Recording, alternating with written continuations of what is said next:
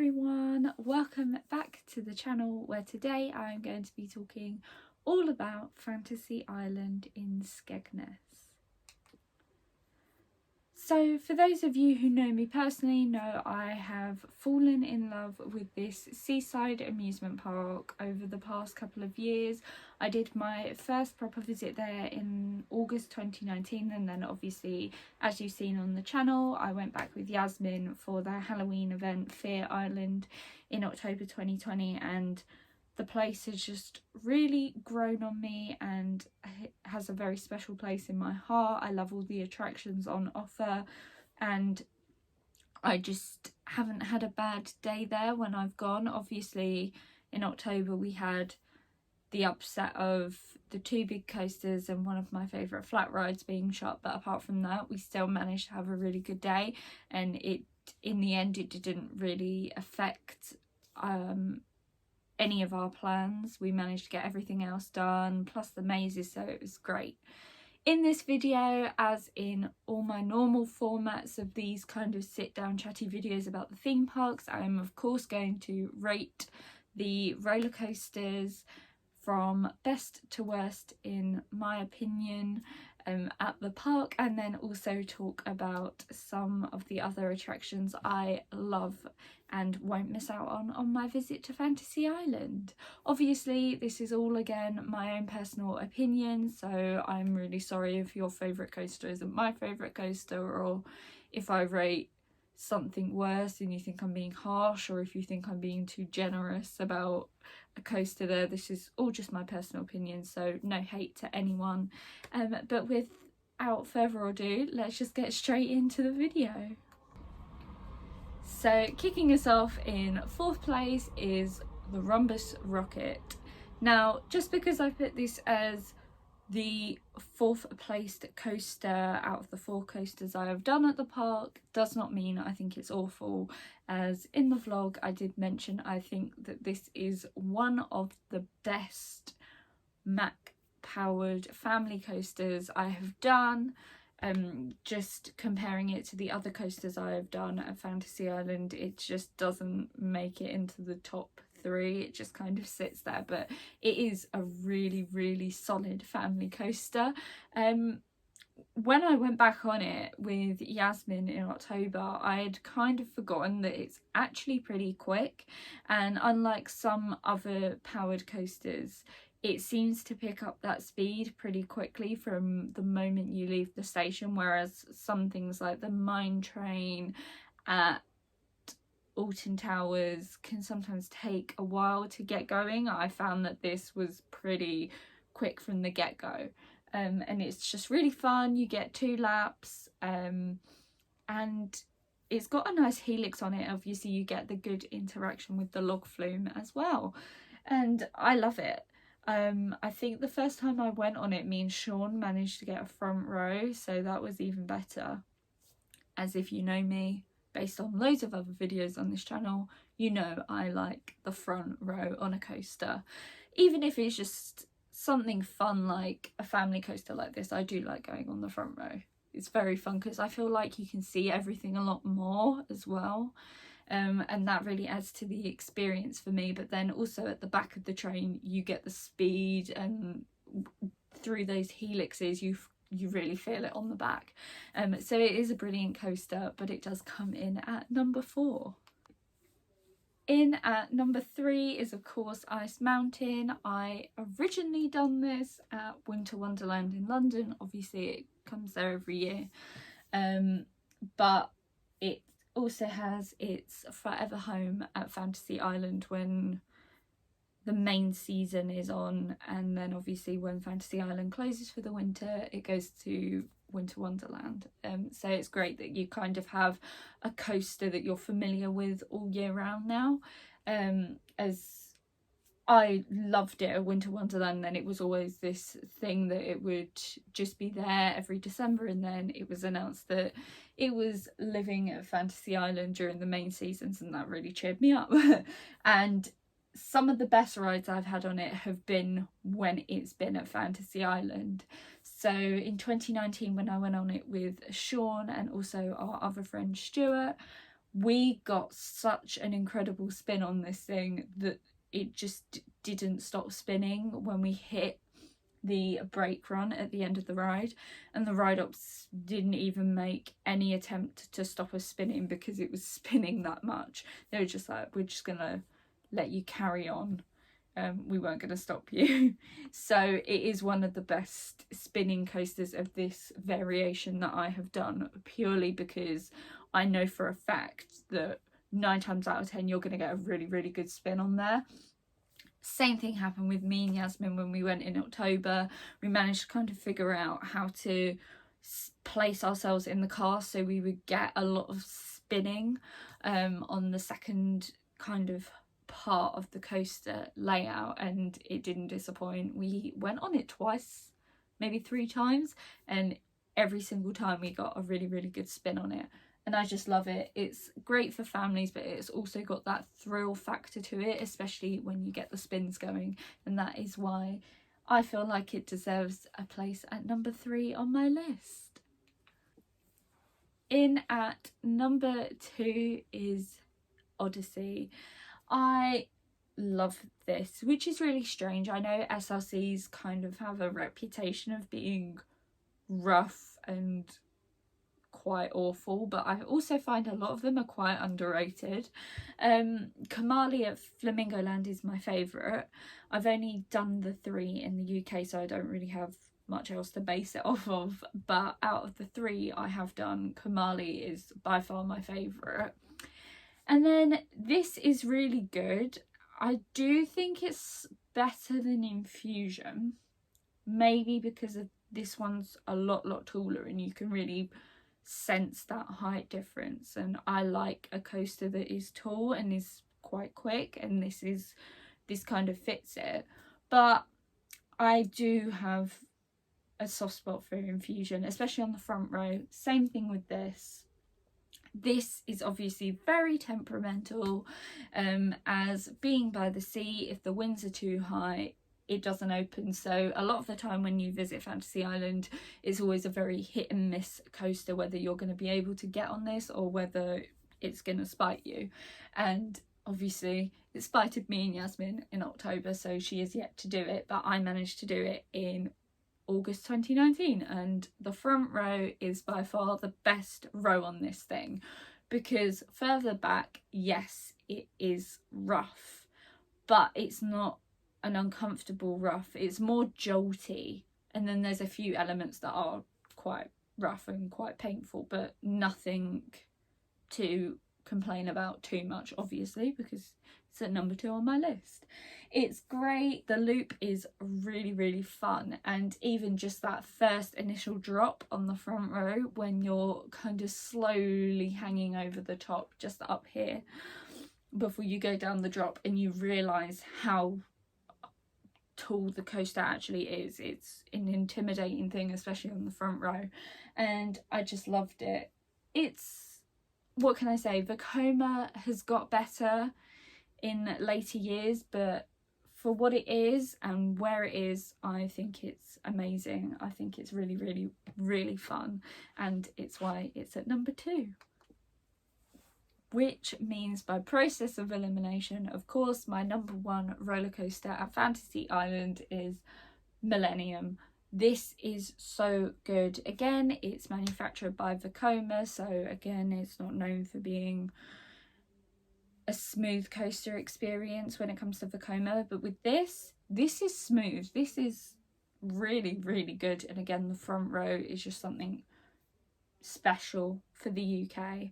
In August 2019 I remember me and Sean managed to get front row for our last ride of the evening, and we'd been when it was the fireworks, so it shut really late at about 9-10 o'clock. So we had a pitch black ride on the front row with all the roads lighting up around us, and it was incredible. The speed of this thing is, I don't think it's too fast, but it feels it, and The sensations you get on the loops are really good. It's quite an intense coaster. Towards the back it's really good, especially when you get pulled down the first drop, and it's got some really nice elements to it. And because I haven't travelled that far abroad, I don't know, but I think this sneaks into my top 10, if not my top 10, definitely my top 20 coasters, which probably surprises a lot of people, like a Vekoma, really. But yeah, a Vekoma, because this is so much fun and I feel like we are really lucky to have it here in the UK. With the roller coasters ranked, it is now, of course, time to talk about some of my other favourite attractions at Fantasy Island. My favourite flat ride there, as of now, is, well, it's a toss-up between two, but I think the clear winner by a very small margin is Magic. So I originally first done this as Circus Circus at Winter Wonderland in 2019 with Peter from Coastersaurus, so a big shout out to them, and I loved it. I was a bit nervous and cautious of spinning flat rides, especially ones at Winter Wonderland that can go on a really long cycle, but the thing was so bonkers, I just loved it. It wasn't anything like Time Machine at Adventure Island where it was too intense that I felt a bit sickly afterwards. It was enjoyable. So obviously, to my surprise, when we arrived at Fantasy Island, I hadn't really done a big look into their ride lineup. So when I saw it there as Magic, my face lit up and it didn't disappoint me. It was just as bonkers as I remembered it. You get some really weird forces when it is spinning round, and obviously because it kind of changes elevation, so you kind of start off on the floor and then it slowly rises up a bit, you get some really strange but good sensations in your tummy, kind of like the floaty butterfly feelings, and then the spinning is just absolutely crazy, and it's a ride that I just always come off with a big smile on my face. Obviously the sensations also can make you quite, I don't know, not weird, but it makes you laugh because you're not used to those kind of sensations that on a ride like that you just kind of start giggling, which was definitely me and Sean. And it's just one of the best flat rides I have ever done. Again, I haven't travelled that far, so I haven't done many, but it is one of my favourites that I have ever been on, and I love it to pieces. I was so sad when it was shut in October 2020, so fingers crossed when I visit Fantasy Island in 2021 it will be open so I can get back on it once or twice. The next attraction to talk about is, of course, the famous Dragon Mountain. I haven't actually really got a picture of the ride, so here is a lovely picture of me walking across the drawbridge in the pyramids to get to the ride entrance. This is one of the best dinghy slides I have ever done. It's so quick, it's so fun, and I think it makes it that it's an indoor attraction and you're kind of slowly winding down through the pyramid and interacting with loads of other rides around you, but you don't really feel that interaction being in the dinghy, and you're just flying past quite quickly. It is known to be a bit of a soaker, so do be warned, you will probably come off either slightly wet or completely drowned, but that is all part of the fun, especially on a warm summer's day. And luckily when I went, I only really got a light sprinkle, but another reason why I love this ride so much is because one of my funniest theme park memories happened on this ride. So I went down in a dinghy in August 2019 on my own, and Sean and Stuart went in one behind me, and I wish I had caught this on camera. I wish I had been vlogging back in 2019 because I would have loved to have captured this on camera. when they got to the bottom of the slide and where you exit, their boat just didn't stop, and the dinghy crashed into the wall, and a huge wave of water, no word of a lie, literally went over both of them and they were drowned. And I was just stood at the exit laughing my head off at both of them. It was just really unexpected and really funny, especially since I had stopped quite far away from the wall. So when they just crashed into it, I was at first obviously shocked, but then I couldn't stop laughing, and they were walking around like drowned rats for hours. Sean ended up buying new shoes because literally they were just soaked head to toe, but it was one of the funniest memories and ones I will always treasure from 2019. It was just a highlight. So funny. I feel sorry for them, but it made me laugh, so hey ho. Next up, and my other favourite flat ride at Fantasy Island, is Volcano. So again, as many of you who personally know me will know, I used to have that huge fear of shot towers and drop towers, and then I've got over that now and I absolutely love the things. Obviously I did Cliffhanger at Flamingo Land in 2018, so it's been a while since I've done it, but I do remember it being really good. But in recent years I've only done Ice Blast at Blackpool Pleasure Beach and Volcano at Fantasy Island, and now of the two, this is the winner for me. It is so good. Obviously the anticipation of when you're going to get shot up into the air is unreal. That still makes me really, really nervous, but I've grown to love and appreciate the fact that that is what makes these type of rides. It's that fear and uncertainty of when you're either going to get shot up or when you're going to drop. I love it. And on this you get some really nice floaty airtime when you hit the top of the tower, which you can on Ice Blast, but that seems to be very hit or miss. Sometimes I can go on Ice Blast and I can get a really nice floaty airtime moment, and sometimes I can go on and just feel nothing at all. Whereas this, I've always felt that significant kind of floaty airtime, which I love.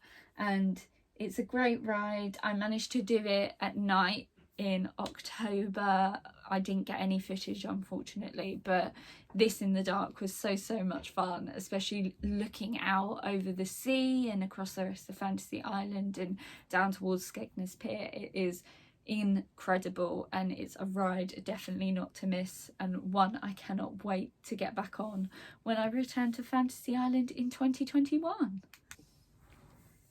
Next up is, of course, one of my favourite dark rides in the country, which is probably controversial as not many people talk about it, but it is to Cantors, which is a monorail / dark ride in the pyramid. I'm not exactly sure how to explain what it is, but that's kind of the gist of what the ride is.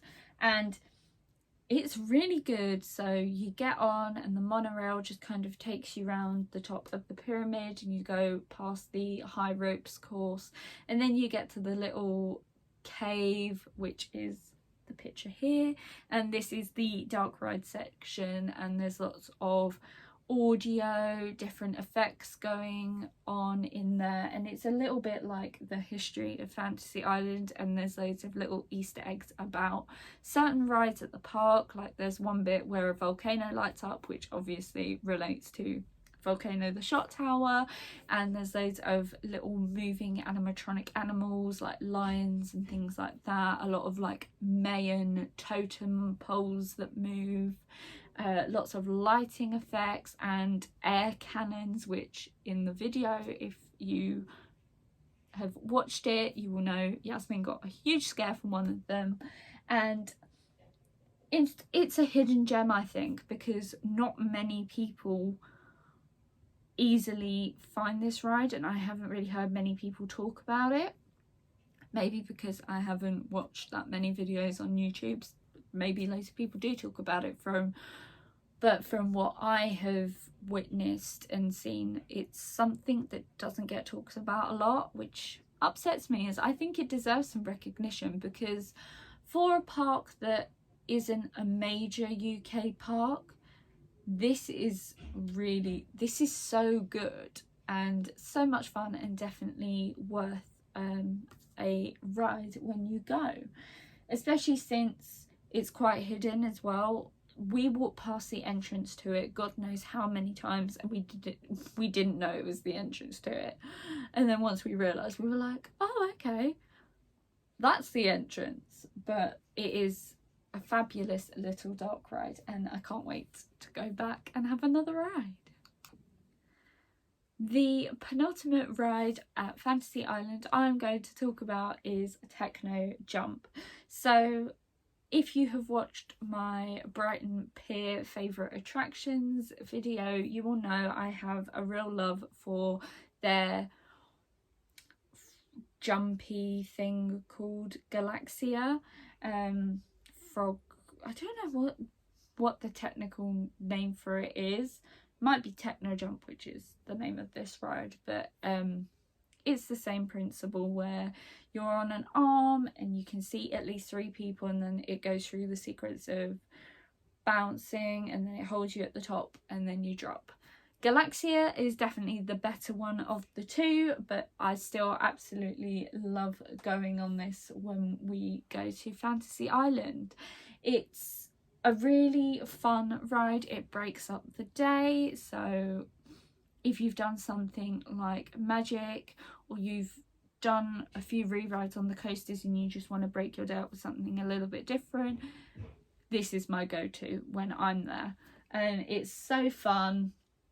Again, with all the music, it's very bubbly, it's got a very vibrant atmosphere, the colours, especially when it's all lit up at night, like in this photo you can kind of tell all the lights lighting it up. It's very pretty and a very picturesque ride as well. But yeah, it's a standard funfair ride you would find at any amusement park, but because of the surroundings and the atmosphere within the park, it just makes it even more special, and I love it so much. And Fantasy Island is a really lucky park to have something like this, which sounds really weird, but I just think it really fits the park, and it also has a place in the UK amusement theme park market, and I love it. I just absolutely love it. Of course, the last ride I have to talk about that I have experienced at Fantasy Island that I love is the magical Sea Aquarium. We all know that catchy theme tune that plays throughout the ride, just like when Bubbleworks was open at Chessington, you knew that soundtrack just from the first few bars of it. You knew exactly what attraction it was from, and it was so catchy it would get stuck in your head. Again, it's like It's a Small World in Disneyland Paris. You can hear that and you automatically think of that ride, and the theme tune for the Magical Sea Aquarium is exactly the same. I think it's a great little indoor ride. Again, it gives me Bubbleworks vibes to some extent, because of that theme tune, but also all the little moving sea creatures creating a kind of band. That's what I've kind of gathered on my visits, is you have the choir, then you have different kinds of fish, you have the disco fish, you have the school fish, you have the red and the blue fish pretending to be pirates. It's just a really fun ride. It doesn't have to make sense to be a good ride. It's just something a little bit wacky, a little bit crazy, and something that will definitely have you smiling. And it's one definitely not to miss, especially if you have never heard that theme tune, because it will change your life. Trust me. So with that, all that's left to really talk about is the future for Fantasy Island. Obviously 2021 they had a really tough year, like every other park did in 2020 due to the pandemic, and I cannot wait to see what they have in offer for us for the 2021 season. Obviously we have had Spinning Racer confirmed, which is a new spinning coaster, a travelling version of the likes of Spinball Wizard and Dragon's Fury, so I cannot wait to get on that coaster, see if I rate it more than Ice Mountain. And it's also a +1, which is always great, especially in the current situation. We all want to get more coasters on our coaster counts, and I don't know whether we're going to be able to go abroad again this year, so it'll be nice to have some +1s here at home for us to all go and experience and enjoy. They have also announced another ride called The Guardian, and I know there was a lot of speculation about whether this was Bling, which used to be at Blackpool Pleasure Beach, and then it was at a park in Germany, and now it's back on its homeland in the UK and will be living at Fantasy Island, or so we think. But the park have confirmed that The Guardian is not Bling and is also not the return of the Beast, which is a ride very like Samurai that used to be there. So it's something completely new, and it looks like it might be situated indoors or inside the pyramid, so that'll be exciting to see what that is. And they have announced that they have got a third ride coming to the park's lineup, which will be exciting, and I think all of us are hoping this is going to be the announcement for Bling. I never did Bling when it was at Blackpool Pleasure Beach, but I have done the likes of Air at Winter Wonderland, and I absolutely love that. So if it's anything like that, I am going to love it. So I think Fantasy Island have got a very bright future, and it's nice to see them introducing some new rides to their lineup as well. And also the company that own Fantasy Island now also owns Skegness Pier, so it'll be interesting to see what different attractions may appear up on Skegness Pier as well.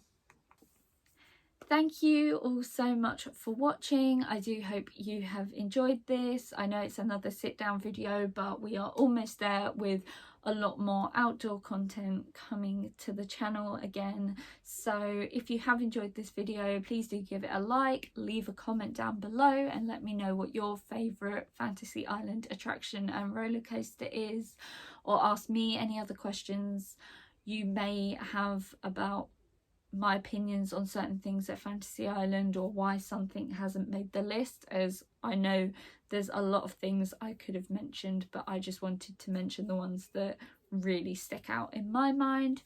If you haven't already and you are loving the content on the channel, please do drop a subscribe. I would really appreciate that. I am almost at 200 subscribers, which is insane for my little channel, and I am so grateful for all the support from everyone. So until the next time, I have been Lou, and I will see you all in another video very, very soon.